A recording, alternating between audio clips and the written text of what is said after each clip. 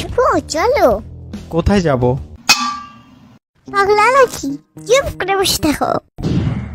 আজকে আমি একটা শিপু, তোমাকে আমি একটা কবিতা শোনাবো। আচ্ছা ঠিক আছে, শুরু করো। আয় আয় চাঁদ মামি টিপ দিয়ে যা। সারা জীবন চাঁদ মামা পড়ে আসলাম, হঠাৎ করে মামি আসলো কোথা থেকে? চাঁদ মামা বিয়ে করছে তাই। এমা কবে? দাওয়াত দিল না তো। চাঁদ মামা পাগলা করতে কামড়াইছে। কেন? ও বেটা তোমাকে দাওয়াত দিয়ে তোমার বউকে নিয়ে ভাগো। এইটা তোমার ঠান্ডা, আমাকে পাগল পেয়েছো? আমি কিছু বুঝি না, দাঁড়াও চাঁদ মামাকে বলতে দাও। আরে এসব কি বলো, তুমি জানো না আমি কত ইনোসেন্ট। ইনোসেন্ট না, ইনোবাডিসপে। মানে? ইনোসেন্ট যদি হয় ইনোবাডিসপে কেন হবে না?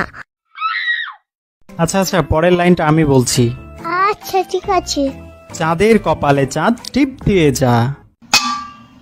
চুপ! তুমি জানো না বড় মানুষের তুই দেখার করতে হয় না।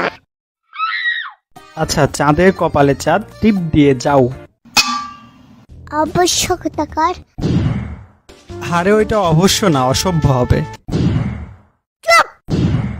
মুখে মুখে তর্ক কেন কেন? আচ্ছা তারপরে কবিতাতে আসো।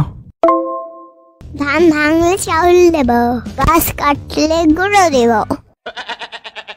ধান ভাঙলে চাউল দিবা মেনে নিলাম, কিন্তু গাছ কাটতে যাওয়া কেন আবার? ভাত রান্না করবো কি দিয়ে? কি চিন্তা ভাবনা, উচ্চ লেভেলের। সাদা গায়ের মাংস দিব, মাংস খাওয়ার পেট দিব। আচ্ছা মাংস দিবা, প্লেটও দিবা, কিন্তু শুধু ভাত খায় নাকি? ভাত আর মাংস খাই। আচ্ছা তারপরে কবিতাতে আসো। চাঁদের কপালে নিচে চাঁদ টিপ দিয়ে যা। একটু আগে নিজেই তুই তুকারি করতে নিষেধ করলা, এখন তুমি করো কেন? বেটি বুটো তুমি। আচ্ছা তারপরে কবিতাতে আসো। পাগলা নাকি, কবিতা শেষ, আবার কই থেকে বলবো? যাক জীবনটা বাঁচলো। কেমন যেন একটা গন্ধ পাচ্ছি, তোমার কথাই। না না, অনেক সুন্দর হয়েছে। Thank you so much.